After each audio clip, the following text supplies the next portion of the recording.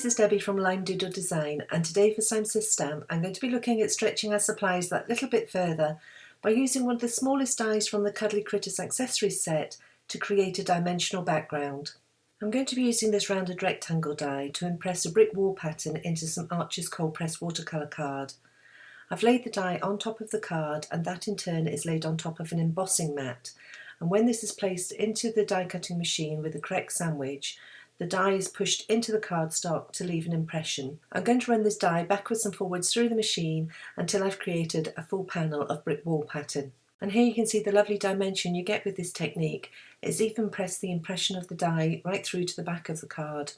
I'm going to use this dimensional background as a guide as to where to add colour, and at the moment my favourite way to add colour is with watercolours. I love to watercolour and I like to take my time and enjoy the process, and that makes me quite slow at watercolouring, so I've actually sped this video up, but I will chat along and tell you what I'm doing. And at the moment I'm adding a very light wash of sepia brown to the area that will be the grout on the brick wall. I'm aiming for a concentrated focal point of colour that then fades out towards the edges of the panel. I'm now starting to bring in some colour to the bricks, and I'm trying to keep everything loose. I don't want this to be really detailed. I want it to be a nice loose impression of the bricks rather than an actual detailed drawing.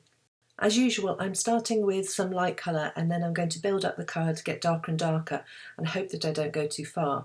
So I'm going to start mentioning some names of the colours I'm using, and I really have no idea how you pronounce these, so apologise for my pronunciation. But I've got various combinations that I'm using. I'm using Schminke Joan Brilliant Dark and Naples Yellow and Yellow Ochre, Daniel Smith Quinacridone Gold. I also bring in some Naples Yellow Reddish, and I think eventually when I'm really getting into the deep dark colours I bring in some Burnt Sienna. Having got the first layer of colour down, I've dried the panel and I'm now starting to bring in some darker colours. I'm using more the Schminke Burnt Sienna, but I think also I must be using something like some Indian Red, because that's brought in some browner tones, whereas the Burnt Sienna has much more of a reddish tone to it. I think the risk is at this point that you take it too far, that you've added too much detail or you've added too much colour and you've lost the impression that you wanted to give in the first place. So my advice is that you take a moment and just sit back for a second and have a look at your piece and see, have you taken it far enough? Are you happy with where you are? Maybe even walk away for a bit before continuing. I decided to leave the panel to dry at that point and to move on, and I wanted to create some graffiti style words to place on the brick wall. So I've picked out these neon inks from Hero Arts. They're really bright neon, and I'm using the different stripes within the ink pad to blend a gradation of colour onto some white card. I'm going to run this through the die cutter with the painted Hello die. Now this was the yellow to orange neon ink, and I'm also going to repeat this with the chartreuse to blue and red to purple. Run each of those through the die cutting machine with the painted Hello die so that I'm left with some really bright graffiti style words.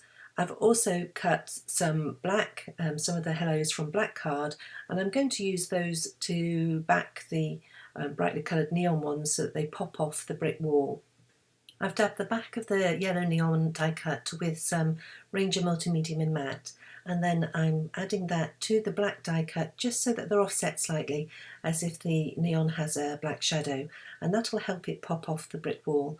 And I'm going to do that for each of the neon die cuts, adding them to their black counterpart. At this point I decided that some paint splatters would look cool on the brick wall background, so I've picked out some mists. I've got Mr. Hughie's Double Yellow and Heidi Swap in Citron, and I'm using the tube from inside the mists and giving those a good splatter over the background. And I also added some Heidi Swap black splatter as well. I did find, however, that even these bright colours, they really couldn't compete with the neon of the Hero Arts inks. So I did go back to my paints and see if I could get some really concentrated bright yellow and also a nice bright pink there as well, which would complement the colours of the die cuts that we'd made earlier. To give the panel a finished look, I'm going to run it through with the largest of the stitch rectangle dies, and then I'm going to add the die cut words with some foam adhesive, randomly placing them onto the darker focal point area of the brick wall. I finished off by adding foam adhesive to the back of the panel and then adding that to a top folding black card base. I did add a couple of enamel dots as accents. However, even that little green enamel dot, I really didn't feel it could compete with the neon of these inks. And so after I finished videoing, I took off the little green enamel dot and I replaced it with some faux enamel dots. I punched out some circles from the remnants of the neon ink blended pieces that I'd die cut the words from. I punched out a few circles and then coated those in glossy accents, and at least these were bright enough to complement the neon inks. I hope you enjoyed seeing how you can take one of your smallest dies and create a dimensional background. Thanks for joining me today, and I'll see you next time.